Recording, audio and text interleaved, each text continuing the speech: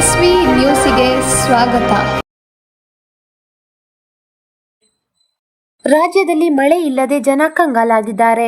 ಮಳೆಗಾಗಿ ರೈತರು ದೇವರು ದೈವಗಳ ಮೊರೆ ಹೋಗಿದ್ದಾರೆ. ಇದೇ ರೀತಿ ಚೇಳೂರು ತಾಲೂಕಿನ ನಾರೆಮುದ್ದೇಪಲ್ಲಿ ಗ್ರಾಮದಲ್ಲಿ ಬತ್ತಿ ಹೋದ ಕೆರೆಯಲ್ಲಿ ಮುಸ್ಲಿಂ ಬಾಂಧವರು ನಮಾಜ್ ಮಾಡಿ ಮಳೆಗಾಗಿ ಪ್ರಾರ್ಥಿಸಿದ್ದಾರೆ. ಬತ್ತಿ ಹೋಗಿರುವ ಕೆರೆ ಅಂಗಳದಲ್ಲಿ ಮುಸ್ಲಿಂ ಸಮುದಾಯದಿಂದ ಸಾಮೂಹಿಕ ನಮಾಜ್ ಮಾಡಿ ಮಳೆಗಾಗಿ ಅಲ್ಲಾಹನಿಗೆ ಪ್ರಾರ್ಥನೆ ಸಲ್ಲಿಸಿದ್ದಾರೆ.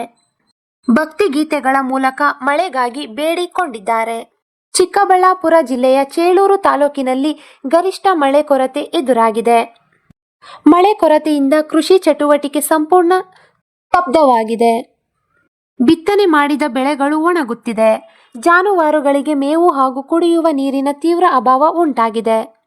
ಉತ್ತಮ ಮಳೆಯಾಗಿ ರೈತರ ಸಂಕಷ್ಟ ನಿವಾರಣೆಯಾಗಲಿ ಎಂದು ಗ್ರಾಮಸ್ಥರು ಪ್ರಾರ್ಥಿಸಿದ್ದಾರೆ.